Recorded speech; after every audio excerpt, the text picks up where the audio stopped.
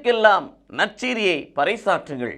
இது இயேசு கிறிஸ்துவுக்குள் பிரியமான என் சகோதர சகோதரிகளே, இந்த நிமிட நற்செய்திக்கு இயேசுவின் நாமத்தில் நான் உங்களை அன்போடு அழைக்கிறேன். படைப்பிற்கெல்லாம் நற்செய்தியை பறைசாற்றுங்கள். படைப்பு என்று சொன்னால் உலகத்தில் கடவுள் எல்லாவற்றையும் படைத்தார். எல்லா உயிரினங்களை படைத்தார், மரங்களை படைத்தார், செடி கொடிகளை படைத்தார், மலைகளை படைத்தார், எல்லாம் இயற்கையும் படைத்தார். அப்போ அவற்றுக்கெல்லாம் நற்செய்தி சொல்ல வேண்டுமா? அப்படி அல்ல. படைப்பிற்கு சொன்னால்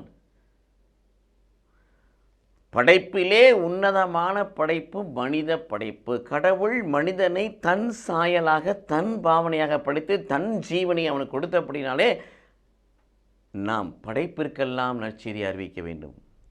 கிரேக்கர் என்றும் யூதன் என்றும் ரோமர் என்றும் உரிமை குடிமகன் என்றும் அடிமை என்றும் பார்க்காதபடி எல்லோருக்கும் நற்செய்தி அறிவிக்க வேண்டும். ஜாதியை கடந்து, மதத்தை கடந்து, மொழியை கடந்து, இனத்தை கடந்து நாம் நற்செய்தியை அறிவிக்க வேண்டும்.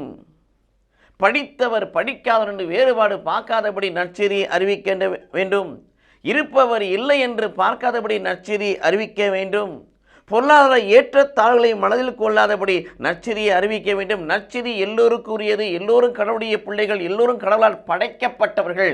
ஆகவே இந்த படைப்புக்கு நற்செய்தி எந்த விதமான தடையின்றி, வேறுபாடின்றி, முகத்தாட்சியமின்றி அவர்களுக்கு நற்செய்தி அறிவிக்க வேண்டும் என்பதை வலியுறுத்தும் வண்ணமாகத்தான் இங்கே சொல்லுகிறார். படைப்பிற்கெல்லாம் நற்செய்தி அறிவியுங்கள். உலகத்து மக்கள் அனைவருக்கும் நற்செய்தியை நாம் அறிவிக்க வேண்டும்.